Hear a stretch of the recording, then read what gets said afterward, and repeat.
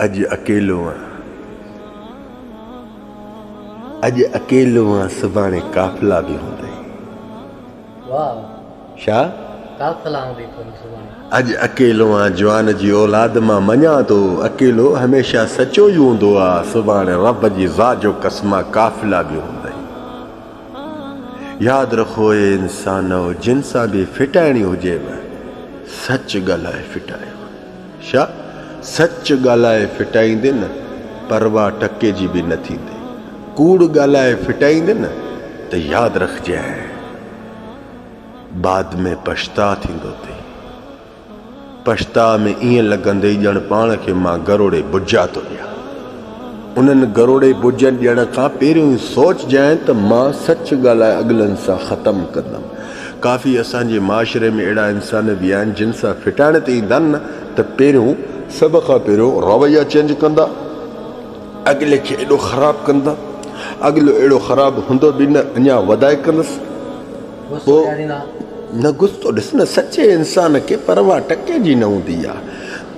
कूड़े खे हमेशह इहे सवाल ईंदा आहिनि त हे वट वट वट वट अल्लाह जी ज़ात जो कसम ग़लति ॻाल्हि कोन थो कयां। कूड़ो इंसान रब ज़ुल जलाल वल इकराम जे आॾो बि ज़लील, अल्लाह जे फ़रिश्तनि जे आॾो बि ज़लील, रब जी ख़ल्क़ल इंसान ज़ात जे आॾो बि ज़लील। कूड़े इंसान खे माली तंगी घणी हूंदी आहे। कूड़े इंसान हर वक़्तु हथ फैलाइण जी ज़रूरत कंदो आहे। कूड़ो इंसान रब जो कसम मोथाजी जा दरवाज़ा घणा ॾिसंदो आहे। कूड़े इंसान जी का बि औकात कोन्हे का जवान जी औलाद जेॾो सच में मज़ो आहे न। हाय हाय या रब मदीने वारे साईं जी मेड़ ते या अल्लाह असांजी ज़बान ते कॾहिं कूड़ न आणिजांइ। आमीन त चओ न ज़ोर सां, अञा ज़ोर सां। हाय हाय मुंहिंजा रब हेॾे ॾिस। रब ज़ुल जलाल वल इकराम हमेशह सचे इंसान खे बुलंदी ॾिनी आहे।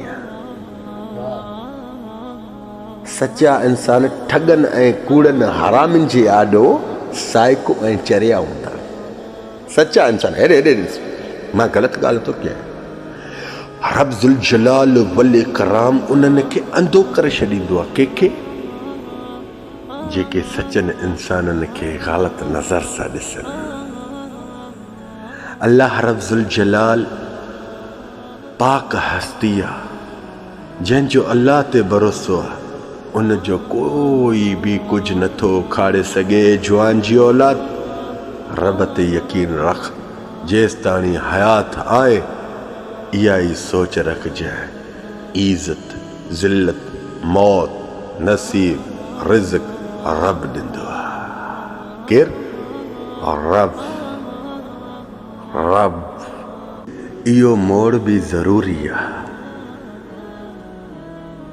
इहो मोड़ बि ज़रूरी आहे जिन जे लाइ फ़ख्रु कंदासीं, दावा कंदासीं त हीउ इंसान असांखे कॾहिं निंधण कन वांगी न फिटी करे वेंदा। इहे मोड़ बि ज़रूरी आहिनि। छो हेॾे त ॾिस, हेॾे हेॾे ॾिस।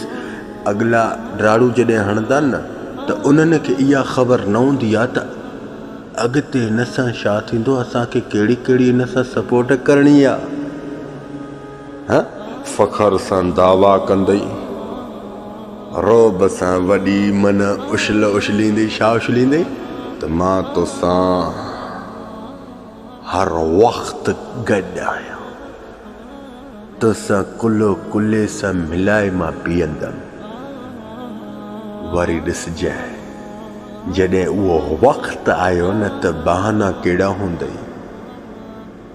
यार बुख़ार हुयो, बाबे हिन कम सां मोकिलियो, अम्मा जी चौंपल छिनी पई उनखे टाको हणाइण वियमि।